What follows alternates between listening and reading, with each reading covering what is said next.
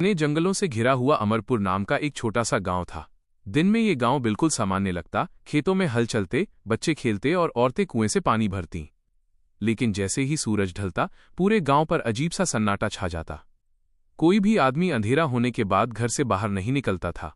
इस डर की वजह थी गांव के बाहर बनी एक पुरानी हवेली। वो हवेली सालों से उजड़ी हुई थी। उसकी टूटी दीवारें, जले हुए दरवाजे और काले पड़े खिड़कीपट उसे और डरावना बनाते थे।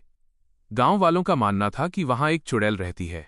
कहा जाता था कि अमावस्या की रात वो चुड़ैल सफेद साड़ी पहनकर गांव की ओर आती है।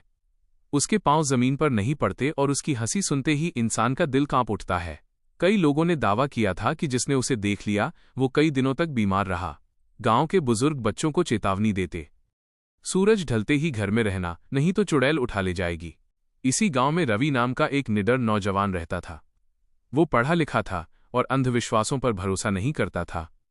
जब उसने चुड़ैल की बातें सुनी तो उसे लगा कि इसके पीछे जरूर कोई रहस्य है।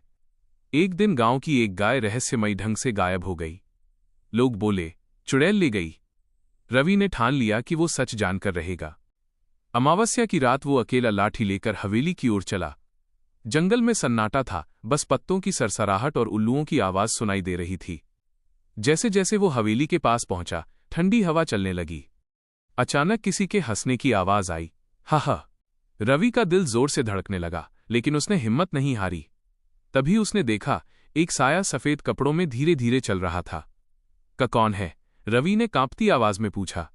साया रुक गया। फिर एक धीमी थकी हुई आवाज आई, डरो मत बेटा।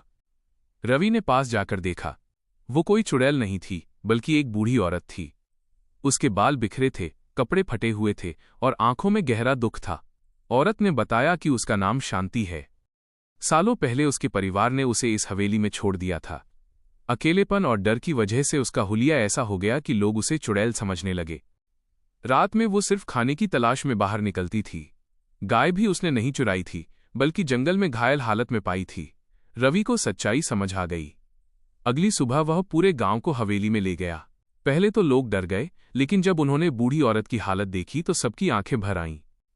गांव के मुखिया ने कहा, हमने डर के कारण एक बेगुनाह को चुड़ैल बना दिया। गांव वालों ने शांति को अपने बीच जगह दी। उसके लिए एक छोटा सा घर बनाया गया।